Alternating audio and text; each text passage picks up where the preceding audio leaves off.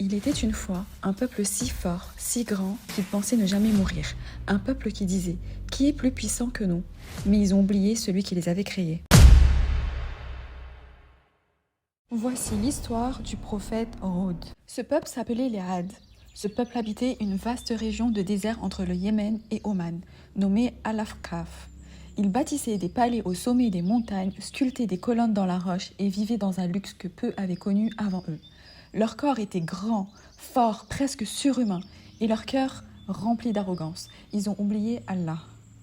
Ils ont commencé à adorer des statues, des noms inventés par leurs ancêtres. Ils les appelaient Saada, Haba, Samoud, pensant que ces idoles leur apportaient pluie, richesse et santé. Mais Allah n'oublie pas ses créateurs. Alors, il envoya un prophète, choisi parmi eux, un homme honnête, noble, ferme et véridique, Hud, alayhi salam.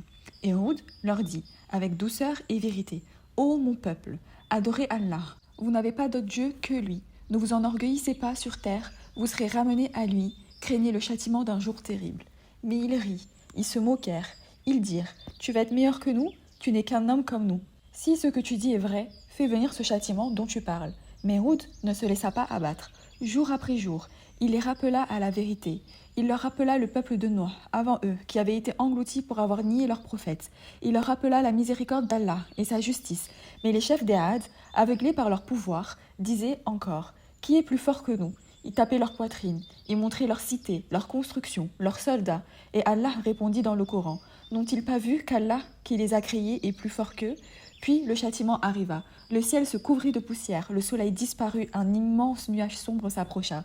Ils dirent « Ah, voici un nuage qui va nous apporter la pluie. » Mais Hud leur cria « Non, ce n'est pas la pluie, c'est un vent qui apporte un châtiment douloureux. » Et alors le vent souffla, un vent glacial, rugissant, dévastateur. Il souffla 7 nuits et 8 jours consécutifs. Il arrachait les toits, il renversait les arbres, il soulevait les hommes comme des brindilles. Quand le vent se calma, il ne restait rien. Leurs palais en ruine, leurs corps comme des souches d'arbres arrachées, leurs noms effacés. Seul Hud, alayhi wa sallam, et ceux qui avaient cru avec lui furent sauvés par la miséricorde d'Allah. Et ainsi s'acheva l'histoire d'un peuple qui avait défié Allah et d'un prophète qui avait résisté, seul face à l'orgueil, face au déni, face à la tempête.